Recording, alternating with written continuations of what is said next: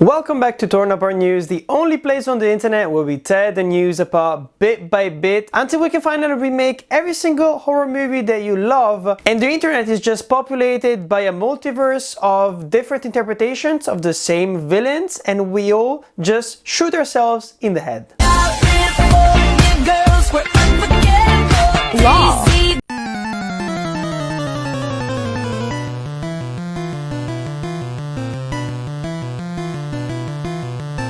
No! God, please, no! No! Thank you for being here, and today we're talking about a Shyamalan movie, but I'm not talking about M. Night Shyamalan, I'm talking about his daughter, who is about to premiere her directorial debut, which is called The Watchers.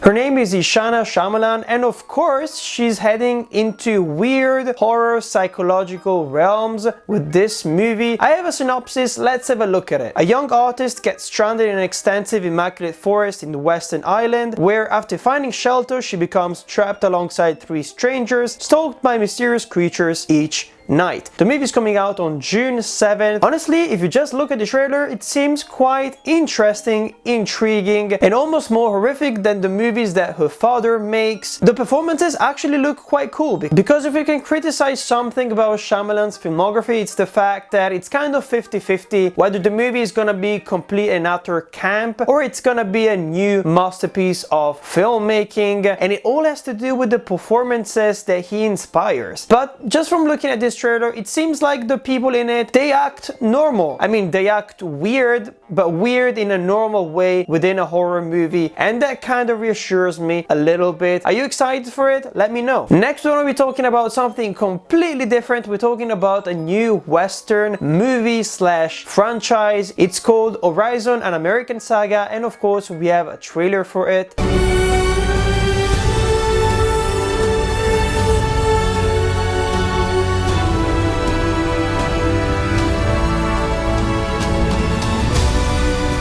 It's directed, co-written and produced by Kevin Costner, and he's also starring in it, by the way. This is supposed to be the first part of a two-part movie, and there are several sequels that might come out as well, I suppose, if the two previous ones make some kind of return at the box office. The first chapter is supposed to come out on June 28th and the second chapter on August 16th. If we just look at the trailer, it seems kind of like Dances with the Wolves. It seems like a very classic looking Western movie, and I mean, in our day and age, that is almost refreshing, because we've tried to spin around and twist the genre in as many different versions as possible. Even if you think about Westworld, if you think about A Million Ways to Die in the West, we're going back to something that looks like a very straightforward story, and I just hope that it's not going to be white people versus Native Americans people like back in the days, basically, and that this is a bit more a complex story with three-dimensional characters, because even if you look at the trailer itself, most of the people that have emotions on screen that you're supposed to identify with, it's the white people once again, while the Native American, they almost have no lines within this trailer at least, and they're mostly portrayed as aggressive towards the white people. I hope this is not gonna be it, and it's actually gonna be something more revisionist, something more realistic as well. And it's interesting because Kevin Costner has been working on this project for almost his entire life. He actually approached Walt Disney Pictures in 1982 to make this movie, and then he tried once again in 2003 when the movie Open Range came out. But finally, since nobody seemed to be interested in telling this story, he took everything on his own hands and made it himself. Apparently, Costner wants to make 4 movies out of this premise, and he was looking to cast over 170 speaking roles. And if you'd like to know exactly what this is about, we don't really know anything about the characters, but it chronicles a multifaceted 50-year span of pre- and post-Civil War expansion and settlement of the American West. Let's try to manage our expectations, because you never know when it comes to Westerns whether they're gonna be masterpieces or completely forgettable. Let's swing back into the horror genre once again.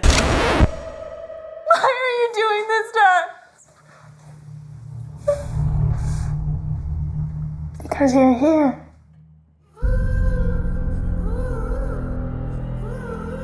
and talk about the strangers who are coming back in our lives. And of course, we don't only have a poster for it, we also have a trailer. I think I talked about a teaser that we got a couple of weeks ago on another episode of Torn Apart News, but this time around we actually have a look at the performances, the setting, and everything that we need to know to enjoy this movie. First of all, did you know that this is gonna be a trilogy and all of the movies are gonna come out in 2024? We have a release date for the first one, which is just called The Strangers Chapter 1, and it's coming out on May 17, and Chapter 2 and 3 are supposed to come out by the end of the year as well. This kind of reminds me of Fear Night, right? I kind of like this kind of episodic way of telling horror stories, especially when everything is made on a low budget and you actually build a lot of tension in just 1 year instead of building like a huge trilogy that is gonna take 6 years like they did for Halloween. Of course, our patience was clearly running thin when it comes to that franchise. Just as a reminder, I thought I would give you some context on the Strangers franchise. We only have 2 movies, the original that came out in 2008, and we have a sequel which is called The Strangers Prey at Night, which came out in 2018. And apparently these new films are supposed to happen in the same continuity slash canon slash universe of the original 2 movies. I don't really know whether there is actually a lot of stories to tell when you have such a simple premise. Maya drives across the country with her longtime boyfriend Ryan as the pair begin a new life together in the Pacific Northwest. Along the way, the car breaks down in Venus, Oregon, and they're forced to spend the night in an isolated Airbnb home. And through the night, they're terrorized by 3 murderous masked strangers who of course are gonna torture them psychologically as well as physically without any kind of motive whatsoever. Do we actually need 3 movies to tell this story? I guess we'll find out. Now let's end into our bonus news. This is the segment where I try to rapid fire as many news about the movie and TV industry of this week as fast as possible so you can go back to your lives.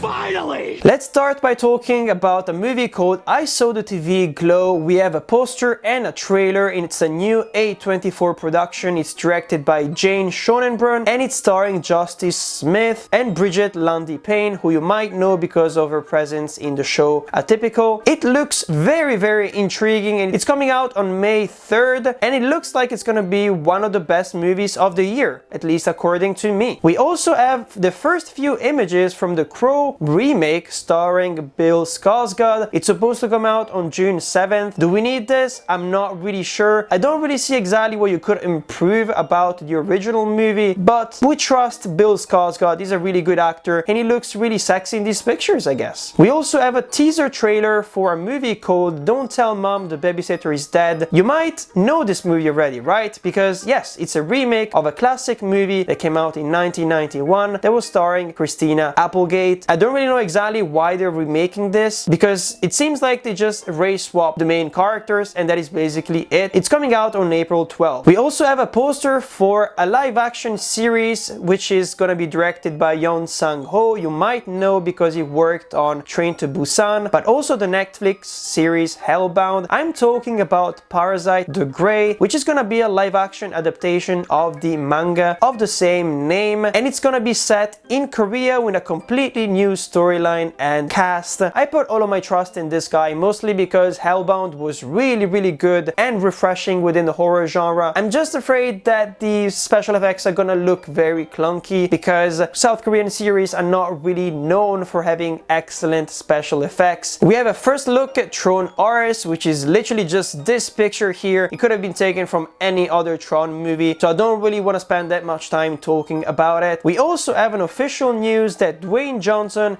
and Ali Carvalho are gonna coming back for voicing their main characters in the movie Moana 2, and this is quite reassuring because we knew this movie was actually happening and it was turned from a series into a movie, but if the main characters are not back, is this a weird direct-to-DVD situation? Who knows at the end of the day. Let's head into my favorite segment of the week, which is called And for Something Weird. This is the segment where we look at something weird that is related to the movie or the TV industry and that happened in the last few few days, and we're talking about Dune craziness, Dune marketing, specifically because there is a lot of people who are trying to take a piece of the pie by riding the wave of the success of Dune Part 2, by including Dune things within their own marketing, even though it has nothing to do with the movies themselves. I'm talking about this poster here that they made for the new Garfield movie that is coming out quite soon, but also a really weird teaser trailer for Kung Fu Panda 4.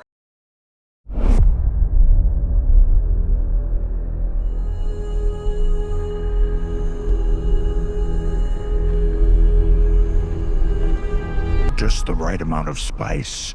Oh.